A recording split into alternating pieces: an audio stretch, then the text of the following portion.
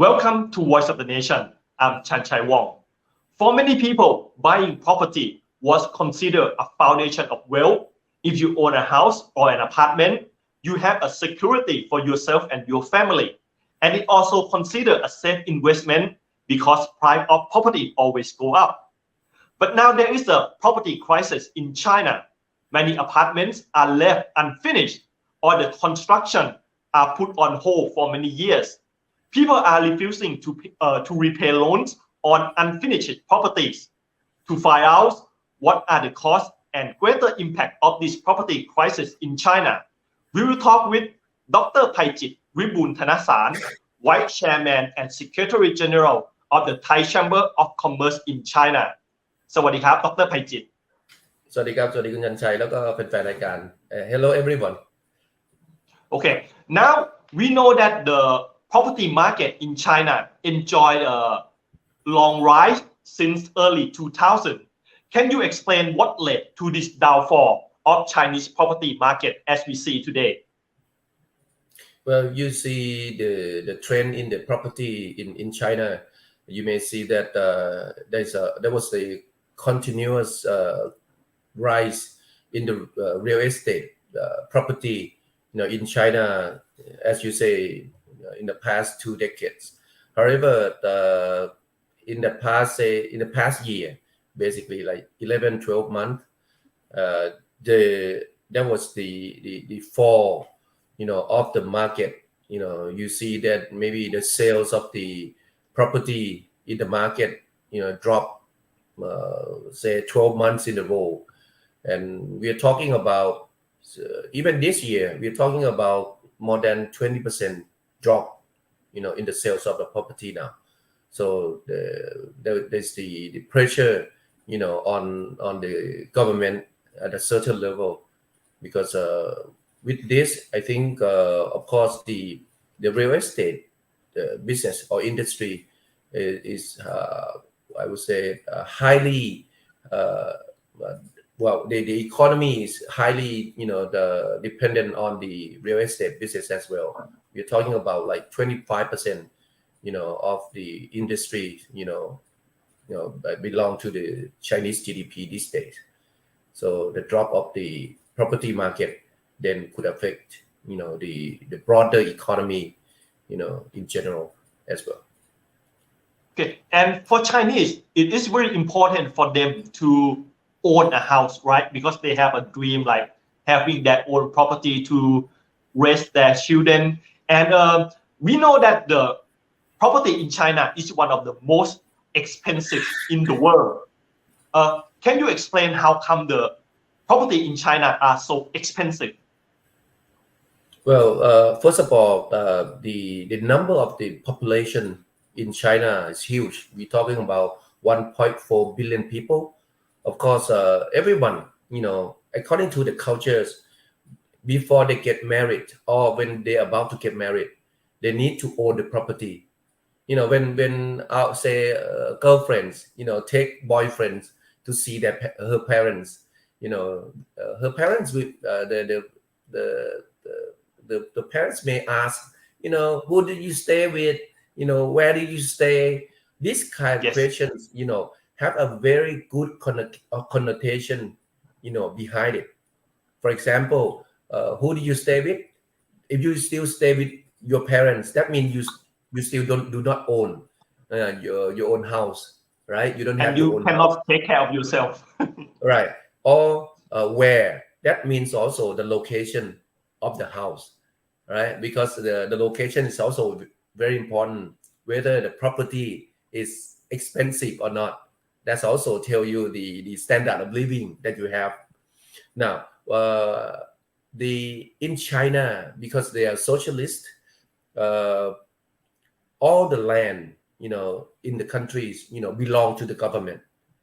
So when the Chinese people say they buy a property, they only buy the right, to own the property for a certain period of time.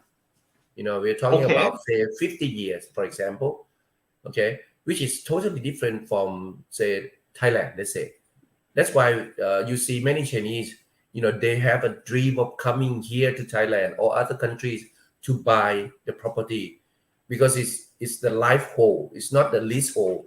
It's not Okay. just like 50 years, but throughout their life they can pass this property, to their kids and yeah, the for the future investment as well.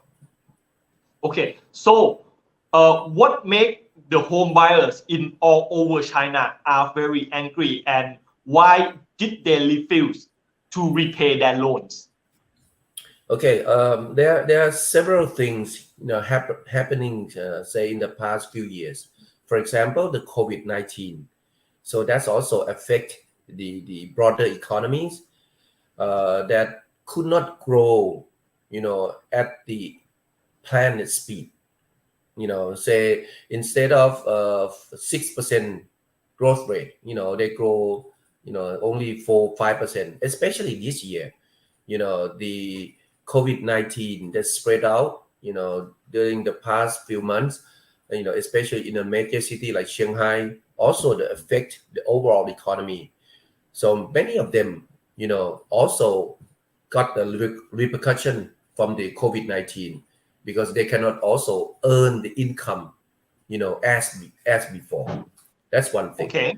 Second one, for the developers, the property developers, they are also controlled, by the government. Of course, the government control them through the commercial bank, which most of the, I would say, all of the major banks in China are state-owned enterprise. Okay, so they have to listen to the government policy.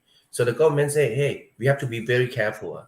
We cannot just like create bubble here and there, because in the Chinese mind, they all love to speculate, and one of the speculation, in the business is through the property business.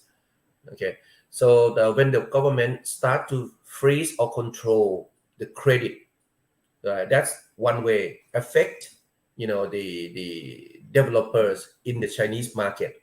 Okay, now come to the consumers.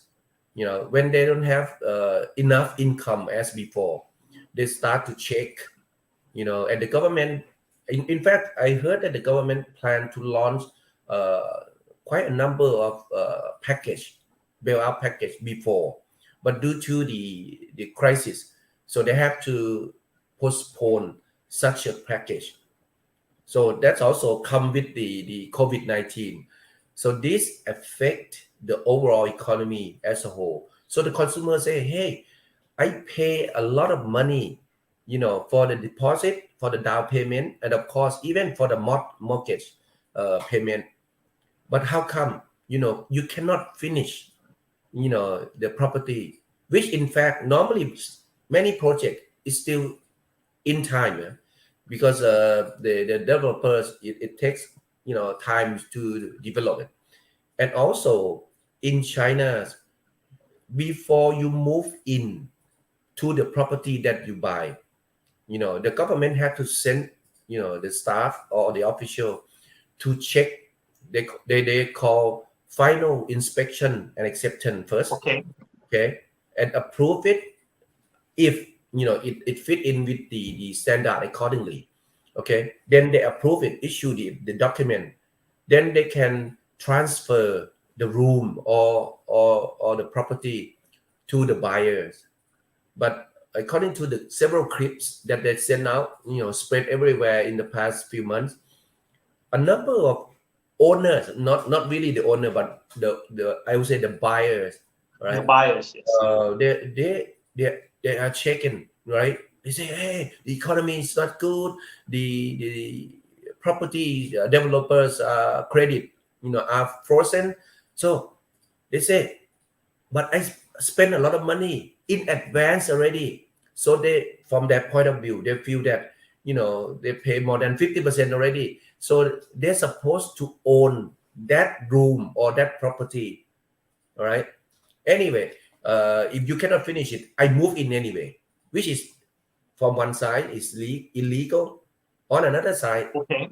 it's also give like a lot of like turmoil in those It's cities.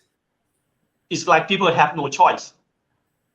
Well, not have no choice, but I think they are panic, so they're afraid that the room that they already spend a lot of money there, right? Because for the Chinese, 70% of the saving of the investment are with the property business.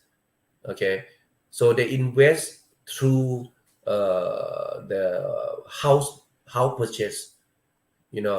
What happened, if they already pay 70%, to those house, and they could not get it, so that's why the panic spread over.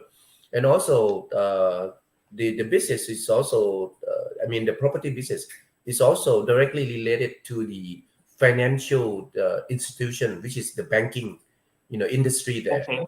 So some of these what we have seen in the clips probably happen in most of the smaller countries or lower tier cities, in China, like second, third, or fourth tier cities, uh, Okay. uh, where a lot of people, right, they want to earn a higher interest, so they deposit a lot of money in smaller bank.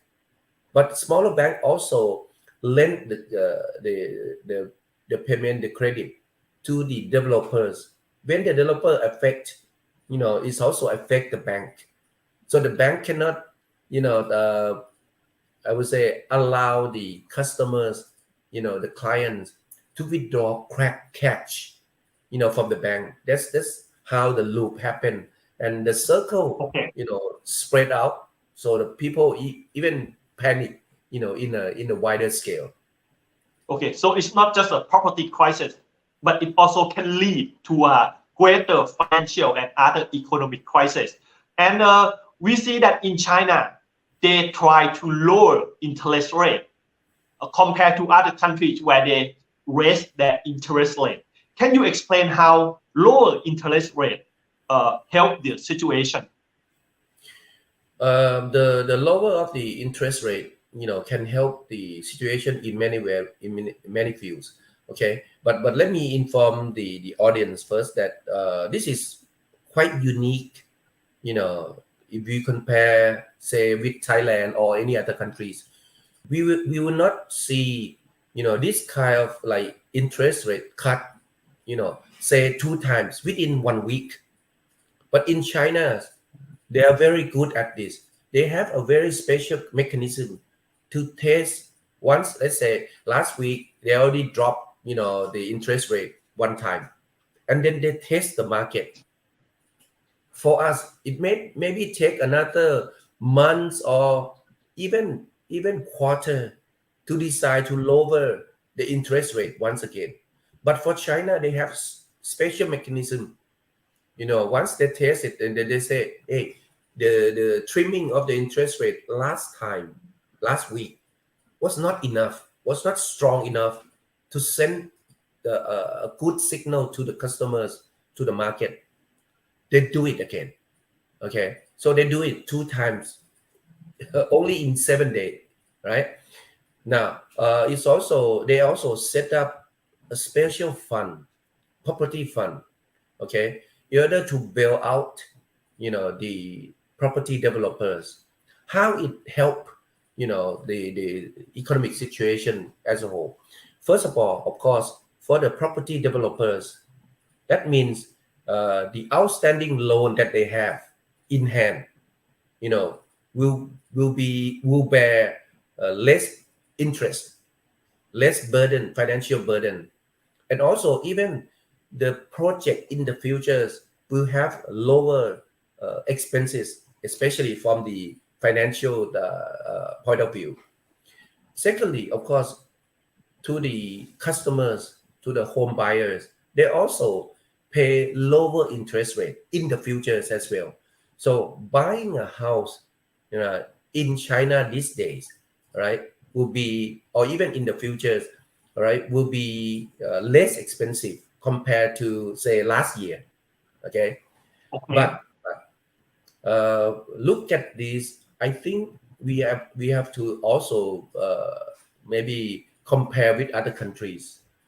in China, from your questions, you may be curious, how come other country is raising the interest rate, but in China you are lowering interest rate? It's because in China the inflation rate is relatively low compared to other countries, especially say the US or the European countries. That's why they have room to grow the business, to grow the economies by reducing the interest rate. Okay, so this is maybe because of the domestic situation in China that the government can control the inflation very effectively, right? And but this could also affect the flow of the capital, from China to the Western countries, in the future as well. So maybe we may see, the drop or the depreciation of Chinese yuan compared to the US dollars and other major currencies as well. Okay. Okay. And now, not only in China, but other countries also experiencing some form of housing crisis. We see that we see rise in rent, how it's becoming more expensive than ever, and people could no longer afford to buy a house. Do you see that if these trends continue, that the rent will only getting more expensive, and it will even become more difficult for people to own a house? Well, there are many factors, behind it, because we're talking the house in the past maybe it's relatively low in terms of pricing compared to these days, but it compared to the living standard in the past, I think housing properties, your properties price in the past, is relatively high compared to the living standard. Okay, Okay. so and also secondly, in terms of quality is another thing. How house these days, they have like new materials, new furnitures, new technique. All these also give us a better quality, of the house. To myself, I think like when I was young, I earned, the very small amount of salaries.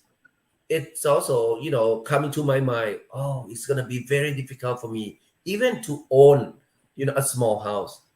But as you grow Okay. up, you earn more incomes, right? Most likely you are able to afford, bigger house, better quality house. So this also we have to compare with the standard of living. But it basically in many countries, okay, as the economy, if the economy is growing, okay, what you may see the rate of saving of the people is increasing.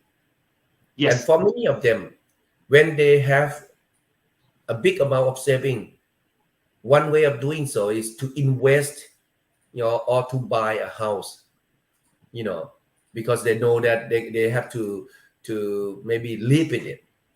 But for the younger generation these days, or even in the future, they have different mindset. I think, all the alpha gen, they say, buy a house, buy even a car. It's nonsense. You can rent it. You can use public transportation. More cheaply. Compared to owning it. So there is a different mindset. So this is Okay. probably will reduce, the demand to own a house in the future as well. Okay. Okay. Yeah. But still, owning a house is still a lot of people's dream. Do you have any advice for home buyers that what are the things that they should be considered before buying a house? First of all, I think investing in the property is something that normally, especially the land, right? Normally, the price will increase continuously compared to the inflation of domestic countries.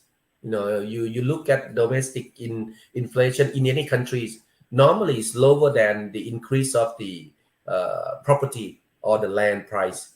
Okay, to me, I think buying or owning a house, for as a concept is we look at the house as a decent size, right? We always have like the old saying that no matter how big the house is, if it's not proper arranged, for the family members, it's not the home.